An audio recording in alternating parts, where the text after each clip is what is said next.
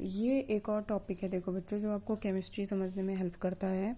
Homolytic और heterolytic विदलन बहुत simple है, आराम से सिर्फ शब्द का अर्थ समझो। देखो तुम्हारे एग्जाम में भी आया था।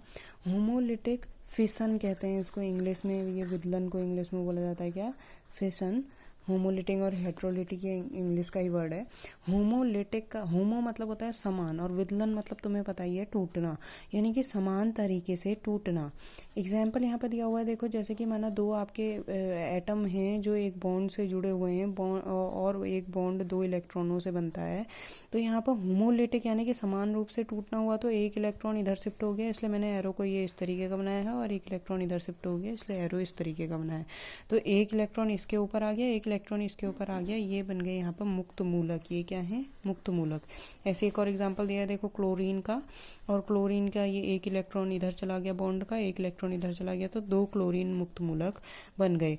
अब ये होमोलिटिक विदलन किस केस में होता है? देखो ये उस केस में होता है जब जिनके बीच में ये बॉन्ड बना हो, इन दोनों एटम की इलेक्ट्रोनेगेटिविटी सेम हो। विद्युत ऋणात्मकता अगर सेम है तभी तो ये भी बराबर रूप से इलेक्ट्रॉन को खींचेगा और वो भी बराबर रूप से इलेक्ट्रॉनों को खींचेगा। अब जब बराबर रूप से खींचेगा तभी एक इलेक्ट्रॉन इधर शिफ्ट होगा और अगला एक इलेक्ट्रॉन इधर शिफ्ट होगा।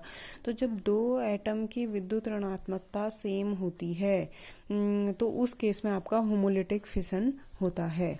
अब देखो एक क्वेश्चन जो यहाँ पर आता है, ये कह रहा है कि इसमें स्थायित्व का क्रम बताओ कि ये टर्जरी मुक्त मूलक है, ये सेकेंडरी मुक्त मूलक है, ये प्राइमरी मुक्त मूलक है, और ये नॉर्मल मुक्त मूलक है। तो इसमें सबसे ज़्यादा स्टेबल कौन है? तो यहाँ पर मैंने सबसे ज़्यादा स्टेबल ये करा है। देखो इसका रीज़न क्या है कि कार्बन के पास वैसे तो यहाँ पे इसके यहाँ पे एक बॉन्ड बना होना चाहिए था, यानी कि यहाँ पे एक बॉन्ड होता तो दो इलेक्ट्रॉन होते, यहाँ पर सिर्फ अभी एक ही इलेक्ट्रॉन है, तो यानी कि इसमें जो है इलेक्ट्रॉनों की कमी है।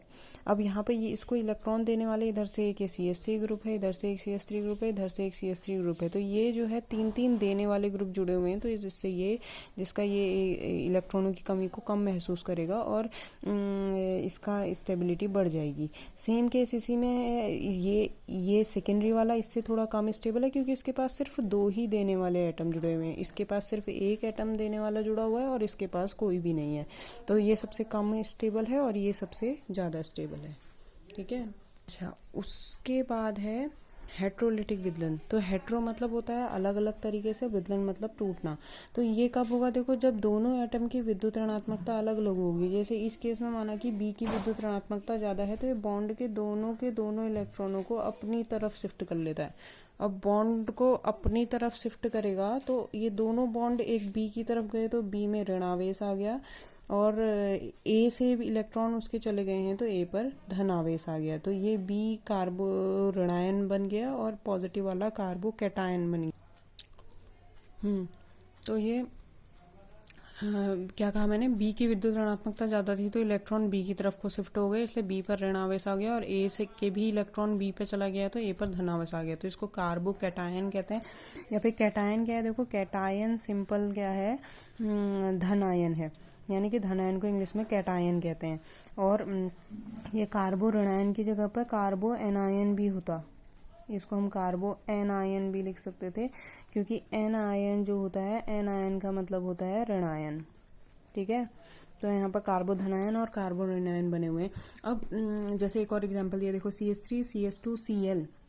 तो Cl की विद्युत ऋणात्मकता ज़्यादा है तो दोनों के दोनों इलेक्ट्रॉन किसकी तरफ शिफ्ट हो गए हैं? Cl की तरफ को। तो जिससे ये CH3 CH2, अब इसके इलेक्ट्रॉन निकल गए हैं तो यहाँ पर पॉजिटिव आवेश आया, और प्लस क्या बनेगा? Cl negative. ठीक है, यानी कि कार्बो धनायन बना और ये एक ऋणायन बना। यहाँ पे इसको कार्बो नहीं बोलेंगे क्योंकि कार्बन से अटैच होता तो कार्बो आता। अब इनके स्थायित्व का क्रम क्या है? सिंपल सा देखो, ये कार्बन में पॉजिटिव यानी कि इलेक्ट्रॉनों की कमी है, तीन तीन देने वाले ग्रुप लगे हुए हैं, तो ये सबसे ज़्यादा स्टेबल है। उसके बाद फिर ये स्टेबल होगा क्योंकि सिर्फ दो देने वाले ग्रुप हैं, यहाँ सिर्फ एक देने वाला ग्रुप है और यहाँ कोई भी देने वाला ग्रुप नहीं है, इसलिए ये सबसे कम स्टेबल है, ये सबसे ज़्यादा स्टेबल है, सेम इसकी तरह। ठीक है। अब आता है कार्ब ऋणायन के स्थायित्व का क्रम।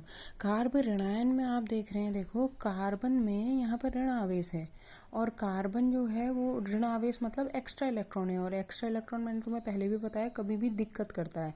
तो यहाँ पर अगर कोई ऐसा ग्रुप लगा होता जो कार्बन के ऋण आवेश को अपने में ले लेता तो कार्बन ज़्यादा स्टेबल होता।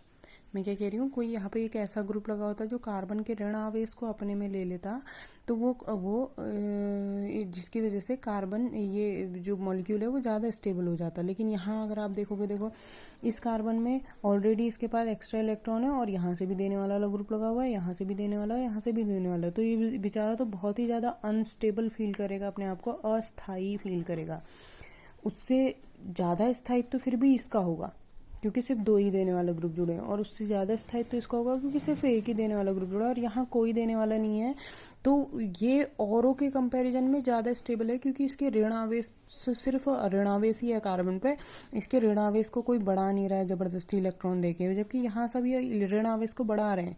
और ये स्थायित्व कब होता है ऋणावेश वाला कार्ब यानी कि कार्ब ऋणायन या कार्ब एनायन स्टेबल कब होता है, जब उसके नेगेटिव आवेश को कोई स्टेबल करने वाला होता है, यानी कि नेगेटिव आवेश को कोई लेने वाला होता। अगर मैं बच्चे स्टेबिलिटी की बात करूँ तो यहाँ पर अगर मैं एक ग्रुप बनाऊँ ये CH3Cl, तो यहाँ पे हम देखते हैं ये ज़्यादा स्टेबल होगा क्योंकि Cl जो है वो क्या करेगा,